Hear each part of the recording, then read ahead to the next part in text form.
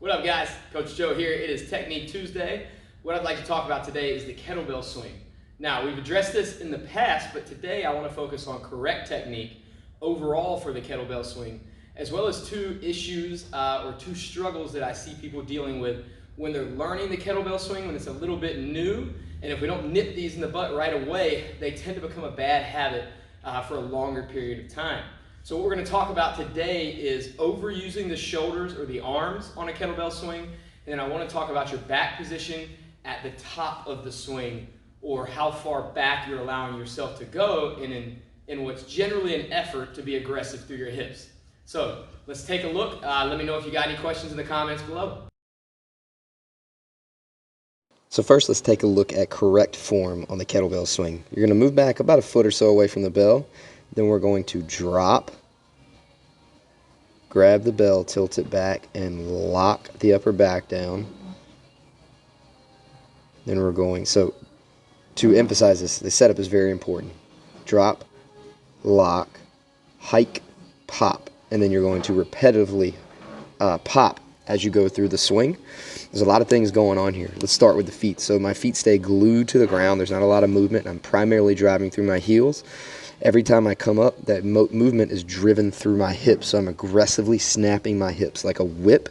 My arms are relaxed, shoulders are pulled back in a retracted position, so just think good posture. And then the head is neutral, so the head moves with me. I don't keep my head jammed upwards as I swing, and I let momentum pull the bell back out at the end.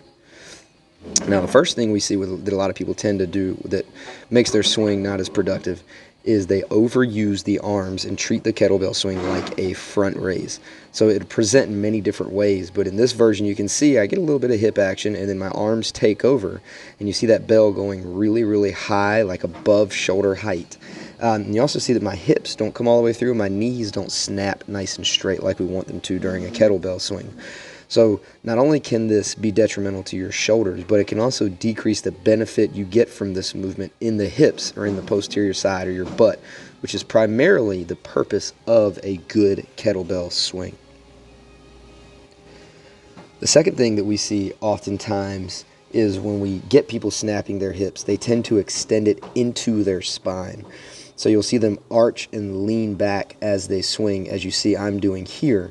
My hips are going too far forward, and I'm arching and leaning back. Generally, this is because I'm just not holding enough tension in my core, and I'm not getting upright. Instead, I'm leaning back, moving from the spine, as opposed to moving from the hips, and there is a difference between the two.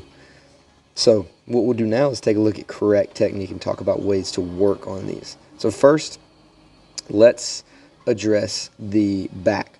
So we want to think head to the ceiling when we go through a kettlebell swing. So I'm nice and vertical. If that arrow I put on there was perfectly straight, my body would be in line at the top of the swing with that arrow. So think head to the ceiling. Reach as high as you can with your head, not back. Then we want to relax the elbows. So I got the shoulders pulled back, but my elbows are relaxed. This leads to my arms being a little bit looser and less likely to try to raise the kettlebell